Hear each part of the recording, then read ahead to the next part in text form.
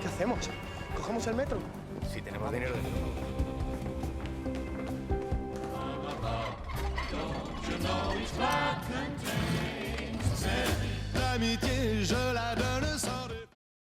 Satu-satunya perampok yang harus diacungi jempol nih geng. Di film ini bercerita tentang seorang pria yang memiliki ideologi anarkis. Kehidupannya selalu diwarnai dengan perlawanan terhadap kaum kapitalis. Diawali dengan perampokan bank untuk diberikan kepada masyarakat tak mampu. Ia meneruskan perlawanannya dengan membuat uang dan cek palsu. Tentu hal tersebut membuat geram salah satu bank terbesar di Amerika. Lantas bagaimana keseruan film ini? Jangan lupa keraskan volume, duduk dengan tegang, dan inilah filmnya.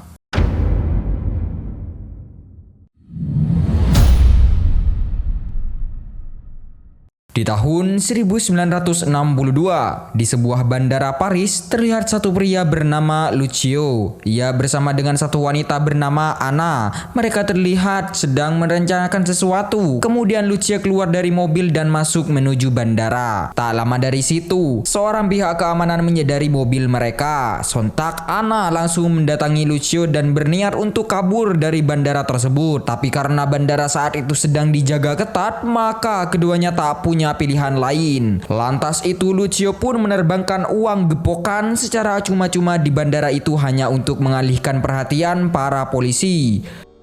Film baru dimulai 20 tahun sebelum kejadian tadi. Lucio kecil terlihat berlarian sambil ditembak oleh seorang kakek tua karena diketahui telah mencuri uang.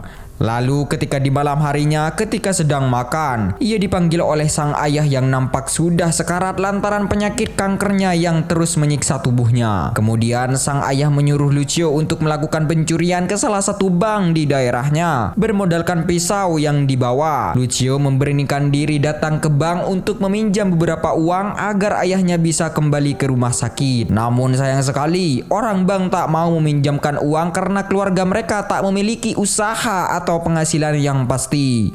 Di sisi lain, dia juga belum cukup berani untuk merampok bank tersebut.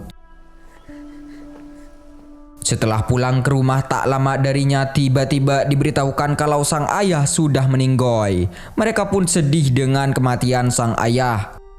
Lantas, Lucio pun berpikir kalau mereka harus pindah ke Paris untuk mendapatkan hidup yang lebih layak lantaran kesal dengan keadaan mereka saat ini. Akan tetapi sang kakak justru menyuruh agar Lucio masuk wajib militer dulu agar bisa bebas bepergian kemanapun. Tentu Lucio pun sepakat dengan hal tersebut. 10 tahun kemudian Lucio kini sudah beranjak dewasa. Dia lantas datang ke Paris memenuhi janjinya pada sang kakak. Kakak Lucio juga telah tinggal bersama suaminya di sebuah apartemen Paris. Setelah bertemu, Lucio pun kemudian meminta dicarikan pekerjaan untuknya. Setelah diketahui dia keluar dari militer karena tidak suka diperintah, suami kakak Lucio yang bernama Patrick dengan senang hati memberikan Lucio pekerjaan sementara, yakni sebagai tukang kuli bangunan.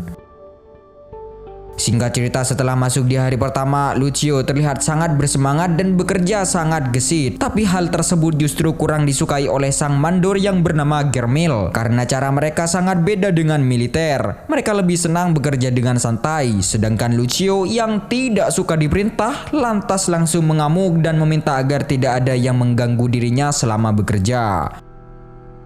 Lalu di saat jam istirahat tiba, Lucio tak sengaja mendengarkan beberapa obrolan dari Patrick dan Germin bersama mandor lainnya. Mereka berbicara soal ideologi yang ada di Prancis berikut dengan partai-partainya. Dari situ Lucio menjadi tertarik untuk mempelajari hal tersebut. Apalagi ketika diberitahu soal anarkis, suatu kelompok yang menginginkan kesetaraan dan keadilan.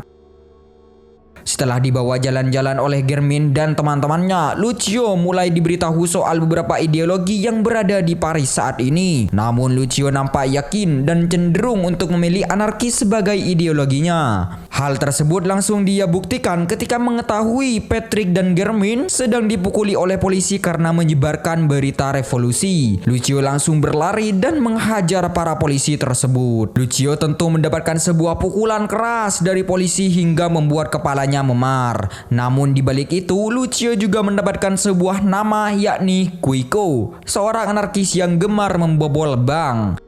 yang kemudian uang tersebut dibagikan tepatnya kepada orang-orang miskin. Singkat cerita, Lucio pun lantas diberikan kepercayaan untuk menyediakan tempat tinggal sementara bagi Kuiko, sehingga pada malam itu Lucio membawa masuk Kuiko ke apartemennya. Di situ secara sengaja Kuiko menodongkan pisau kepada Lucio agar menjadi pelajaran pertama bagi Lucio, yakni jangan pernah percaya pada siapapun. Setelah berada di dalam, ternyata Kuiko bukan hanya membawa bajunya, namun juga beberapa senjata yang dia miliki. Tapi karena lapar, Lucio pun harus memberikan makanan dulu untuk Kuiko. Di sana, Lucio lantas bercerita soal dirinya yang pernah merampok, tapi kemudian hasil perampokannya tersebut dirampok kembali oleh bank dengan nilai asuransi yang lebih tinggi.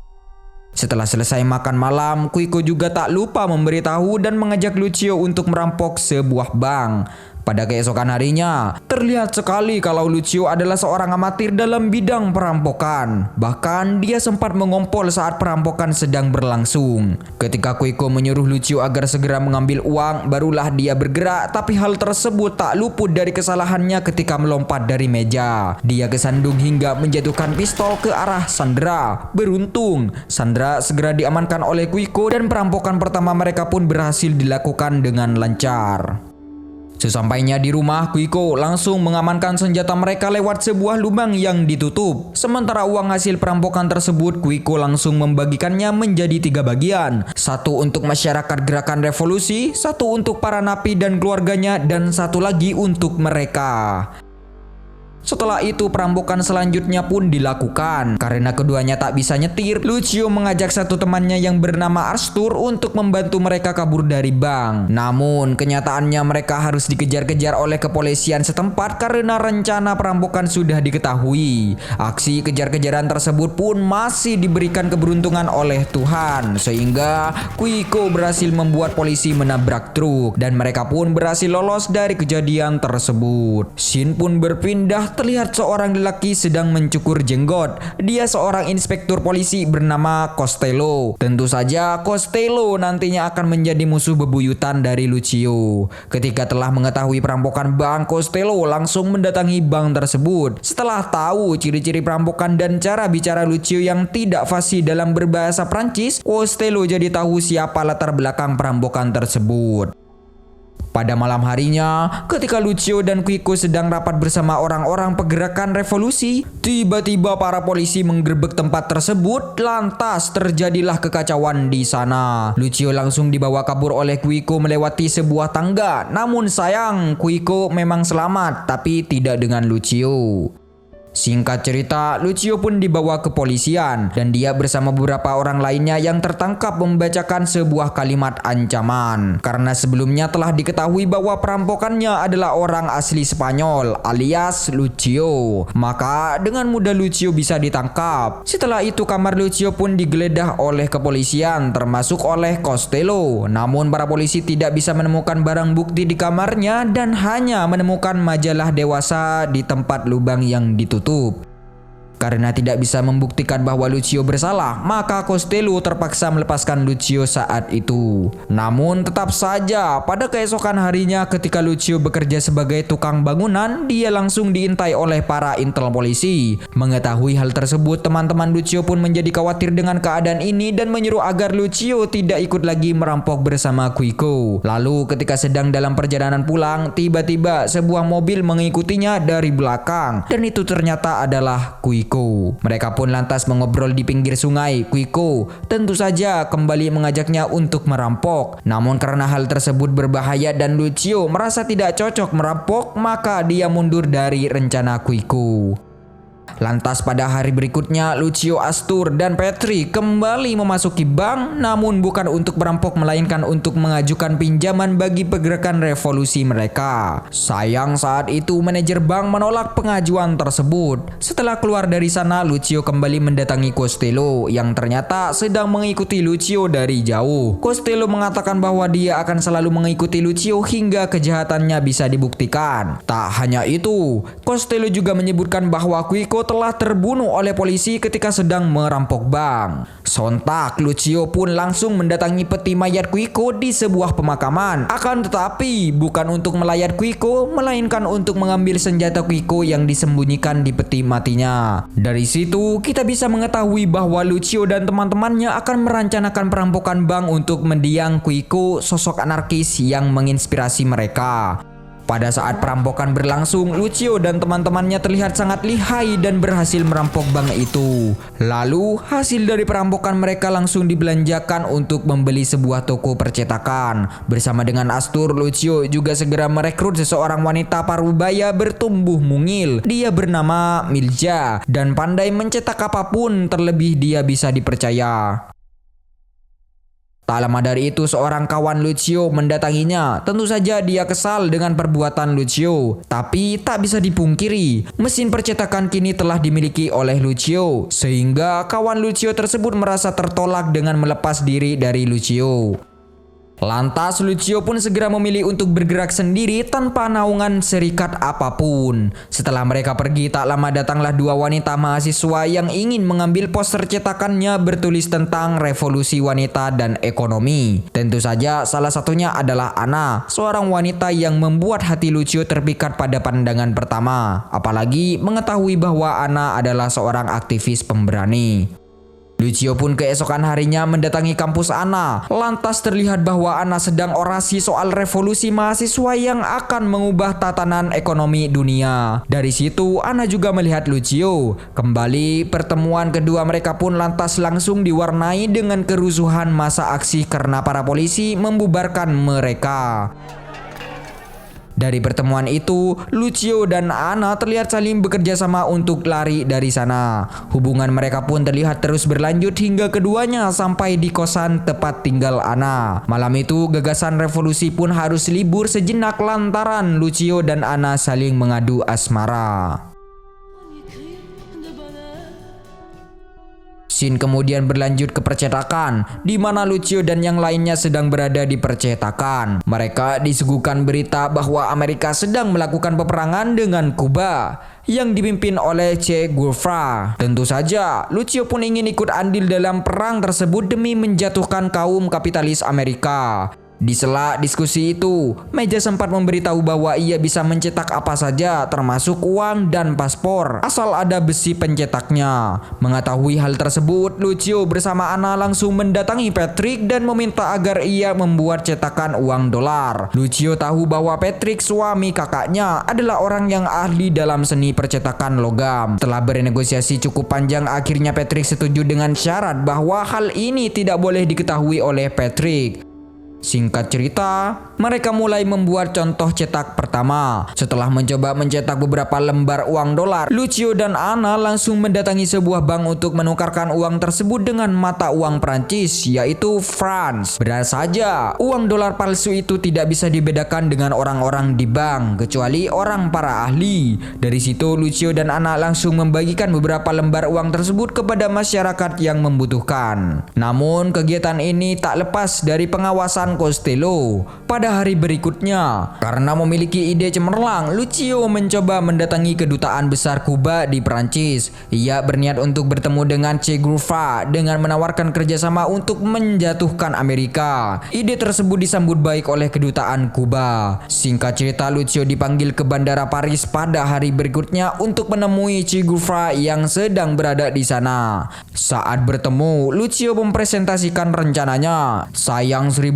gagasan revolusi tersebut ditolak oleh Che karena menurutnya hal itu tidak saja cukup untuk meruntuhkan Amerika. Che menggunakan logikanya bahwa gajah tidak bisa dikalahkan oleh seekor kutu. Setelah keluar dari bandara, cerita kembali seperti di awal film. Namun kali ini Lucio kurang beruntung. Ia tertangkap di depan lobi bandara atas tuduhan pemberontakan kepada pemerintah. Dari situ Lucio harus menelan kenyataan bahwa ia akan menghabiskan beberapa waktu berbicara sambil berpikir bagaimana cara keluar dengan cepat. Di dalam penjara, Lucio bertemu dengan seorang temannya yang bernama Guit. Karena karakter Lucio yang selalu melawan, ia pernah menyelamatkan Guit dari kematian. Dari situ, Guit merasa berutang budi kepada Lucio. Selanjutnya, Lucio dipertemukan dengan seorang pengacara bernama Terry yang dikenalkan oleh Anna. Terry berjanji akan mengeluarkan Lucio dalam waktu 1 minggu. Namun kenyataannya, Lucio sudah berbulan-bulan berada di penjara tanpa kabar untuk pembebasannya. Ketika akhirnya mendapatkan surat keterangan bebas bersyarat, Lucio mendapati bahwa Anna telah melahirkan seorang anak perempuan Lucio. Cerita kemudian melompat 8 tahun ke depan,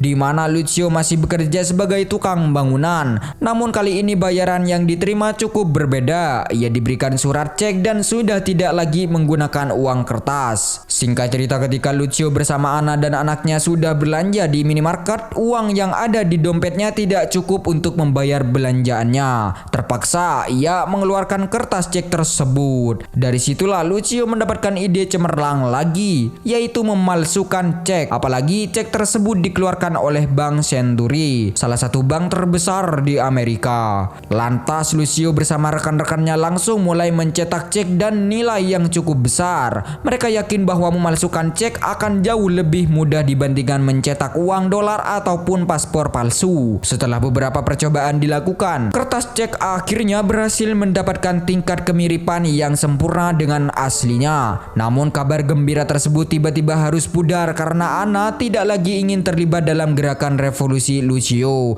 Ia lebih memilih untuk bekerja di salah satu perusahaan. Diketahui juga Anna sekarang mendapatkan gaji tawaran kerja dan gaji yang cukup besar di Bolivia. Lucio di sisi lain memilih untuk membagikan cek palsu tersebut kepada masyarakat dan anggota revolusi. Namun kali ini pergerakan mereka lebih tersistematis. Mereka harus menyebar ke beberapa kota dan mencairkan cek secara bersamaan di setiap bank berbeda di Prancis. Singkat cerita, ide cemerlang tersebut berhasil dilakukan oleh Lucio. Akan tetapi, hal itu tidak luput dari perhatian Bank Century di Amerika. Mereka segera mengetahui adanya cek palsu yang beredar di setiap bank di Prancis. Maka dari itu, seorang pria bernama Barrow sebagai kepala keamanan bank langsung ditugaskan ke Prancis untuk menyelesaikan kasus tersebut. Jika tidak, Bank Amerika akan mengalami bencana besar alias bangkrut.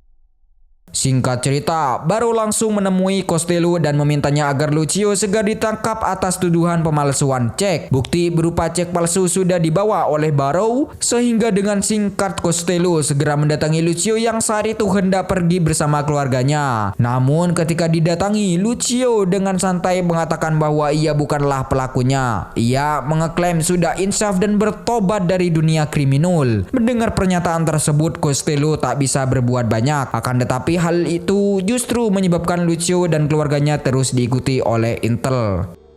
Keesokan harinya, Costello dan Barrow terlihat sedang mengawasi aktivitas Lucio. Mereka hanya mendapati Lucio bekerja sebagai tukang bangunan biasa. Awalnya, Barrow berpikir bahwa Lucio yang disebut kutu adalah akar dari semua pemalsuan cek. Namun Costello menjelaskan bahwa Lucio adalah orang yang sangat berhati-hati dalam melakukan perlawanan kepada pemerintah dan sulit untuk ditangkap. Di hari berikutnya, ia mengumpulkan Patrick dan rekan-rekannya untuk membicarakan soal sisa cek palsu yang masih ada. Tapi mereka tidak bisa menukarkannya lagi karena bank sudah mengetahui trik tersebut. Lucio pun berniat menjual cek itu kepada seseorang yang berminat. Singkat cerita, Lucio mendatangi temannya di penjara, Guit, dan memintanya mencari pembeli ceknya. Guit setuju membantu Lucio. Ketika hari pertemuan tiba, Lucio ditemani Astur memperlihatkan cek palsu itu. Tanpa pikir panjang, pria pembeli tersebut menyetujui jadwal pertukaran dengan uang pada mereka. Keesokan harinya, Anna hendak pergi siang nanti. Lucio mengajaknya melancarkan aksi mereka sekali lagi, tentunya seperti dulu. Namun keputusan Anna sudah bulat sehingga Lucio harus menyelesaikan rencananya sendiri. Kemudian setelah beberapa waktu, Lucio dan Arthur bertemu pembeli di sebuah kafe. Tak lama sang pembeli pun datang, dan ketika itu Lucio sempat berpikir ulang agar membatalkan rencana tersebut. Tetapi rencana tetap rencana, ia tetap melanjutkannya. Sayangnya nasib sial menimpa lagi dirinya. Ia kembali didatangi polisi dan dijebloskan ke penjara. Kehabisan akal, Lucio terus berupaya agar bisa keluar dengan segera dari penjara. Apalagi ia merasa sedih setelah menerima surat dari sang istri ketika dia kerindukannya. Lalu di hari sidang putusan pun tiba, tapi Lucio telah menyusun strategi bersama Terry, pengacaranya. Benar saja, strategi tersebut membuahkan hasil tidak buruk. Ia dibebaskan karena hakim tidak punya pilihan lain. Costello di sisi lain lebih memilih bermain bersih dengan Lucio dibandingkan menggunakan cara kotor bersama Barrow. Pada malam harinya saat Lucio pulang, ia mendapati sebuah peluru menempel di sebuah rumah. Peluru tersebut masih utuh yang menandakan adanya ancaman bagi Lucio. Karena selama ini dia sudah mengundang banyak musuh pergerakan revolusinya. Keesokan harinya Lucio memutuskan mendatangi Costello di sebuah bar. Dia berniat untuk menanyakan siapa yang mengirim peluru tersebut padanya. Costello menjawab bahwa Lucio telah mengundang banyak musuh dengan aksinya selama ini. Ia juga tetap tidak ingin membantu Lucio dalam masalah tersebut. Lucio pun kehabisan akal. Ia berencana mengecoh intel polisi dan mengambil kembali cetakan cek untuk mengecek ulang cek terakhir kali, yang kali ini ia ingin membagikan kepada masyarakat lapisan bawah. Keesokan harinya ia terbangun dari rumah salah satu sahabatnya. Di sisi lain beberapa bank-bank Eropa tiba-tiba kedatangan cek palsu lagi. Tentunya Barrow lagi-lagi dibuat stres karena mengetahui hal tersebut. Sementara itu Lucio menggunakan telepon umum untuk menghubungi Ana di Bolivia. Ia hanya untuk mengetahui kabar keluarganya. Namun polisi pun segera datang mengepungnya dan Lucio tertangkap kembali.